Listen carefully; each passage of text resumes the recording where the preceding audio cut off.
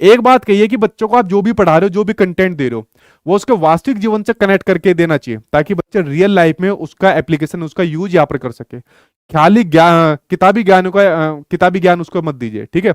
अब आप लोगों ने देखा होगा ओपन बुक एग्जाम चल रहे हैं, जिसके बारे में आपके एग्जाम में भी क्वेश्चन आ चुका है। ये बहुत सी वो चीजें जो मैं मौखिक रूप से, मतलब ओरली आपके सामने डिस्कस करता हूँ, और कई क्वेश्चन आज तक एग्जाम में से पूछे भी जा चुके हैं।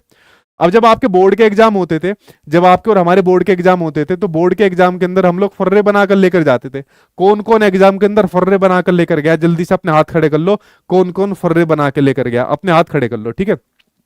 तो छोटी छोटी सी चिट बनाते थे हम लोग, कागज के ऊपर लिख लिया, ठीक है। कागज के ऊपर लिखकर किसी को यहाँ पर, जैसे ये आपकी बाजू है, ठीक है, इसके अंदर यहाँ पर डाल लिया, अपने यहाँ पर पॉकेट के अंदर डाल लिया, एक जीन्स के बराबर में छोटी सी और पॉकेट होती है, वहां पर डाल लिया, ज्योमेट्री के अंदर डाल लिया, कुछ बाथरूम के अंदर डाल के आ जाते थे कुंजी को, ठीक है।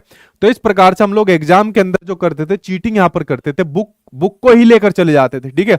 बुक को ही लेकर चले जाते थे। मुझे ध्यान है जब मैं ग्रेजुएशन में था तो बुक लेकर चला गया था, ठीक है, क्योंकि मेरे साथ वाले सभी बुक लेकर जाते थे, ठीक। अब सरकार ने कहा है कि भाई आप एक काम करो, चोरी चुपके क्यों ले जा रहे हो बुक? आप, अगर आपका बोर्ड का एग्जाम है, इस बुक को लेकर जाओ एग्जाम के अंदर। अब कहोगे तो मजे आ गए इनके, हमारी बारी में ऐसा क्यों नहीं हुआ? सरकार ने कहा है कि भाई आप बुक लेकर जाओ, और जो क्वेश्चन आपके सामने लिखा, कोई भी क्वेश्चन आपके सामने आए, अपनी क्रिटिकल थिंकिंग का यूज करके इस बुक में से अपने शब्दों में आंसर दो, रटा रटाया आंसर नहीं देना। अब आज से पहले क्या होता था, बुक के अंदर जो भी आपका आंसर लिखा रहता था उसको हम रट जाते थे या फर्रे बनाते थे और क्वेश्चन का आंसर देते थे। वो आपकी रोट लर्निंग को बढ़ाता है। तो सरकार ने कहा भाई किताब लेके जाओ, क्वेश्चन आपके सामने आएगा, इसका आंसर अपने शब्दों में अब आपको देना है। तो ये ओपन बुक एग्जाम है, हालांकि थोड़ा सा इसके ऊपर विवाद चल रहा है, लेकिन ये मुझे लग रहा है इंप्लीमेंटेशन इसका हो जाएगा। इसके बहुत फायदे हैं। पहला फायदा तो यह कि हम जैसों के लिए बहुत बड़ा फायदा हो जाएगा, ठीक है। और दूसरा जो सबसे महत्वपूर्ण फायदा है, कंसेप्चुअल अंडरस्टैंडिंग को सबसे ज्यादा यहाँ पर बढ़ाएगा। तो जो भी कंटेंट पढ़ा रहे हो, गतिविधि करा रहे हो, उसके रियल लाइफ में उसका कोई ना कोई मीनिंग होना चाहिए।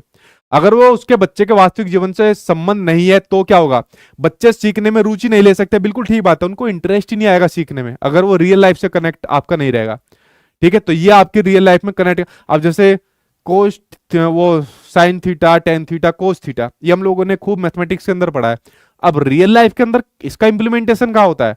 कभी आपने sine theta, cos theta, tan theta का इतना इंप्लीमेंटेशन हुआ? हाँ, अगर कुछ उसी से रिलेटेड कुछ कोर्स कर रहा है तो हम उसकी बात को यहाँ पर समझ सकते हैं। तो क्या फायदा इतने कोस, टेन और साइन थीटा पढ़ने का? तो बच्चा इंटरेस्ट नहीं लेगा, बिल्कुल ठीक बात है। उन्हें सीखने में कठिनाई महसूस हो सकती है, बिल्कुल ठीक बात है।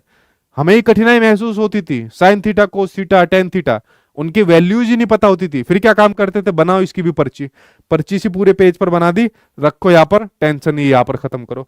तो आंसर आपके दोनों के दोनों आंसर यहाँ पर आपके ठीक हो जाएंगे, जो यहाँ पर आपके वाली बात कही गई है। समझ गए आप लोग इस वाली बात को, ठीक है। चलिए बात करते हैं, अब आपके नेक्स्ट क्वेश्चन की बात करते हैं। अगला क्वेश्चन आपके सामने क्या दिया हुआ है, ठीक है। अच्छा, ये नहीं बताया कितने लोग फर्रे लेकर गए एग्जाम के अंदर? फर्रे वालों ने हाथ नहीं खड़े करे, कितने लोग गए, ठीक है, आए, एक दो हाथ खड़े होकर आए, ठीक।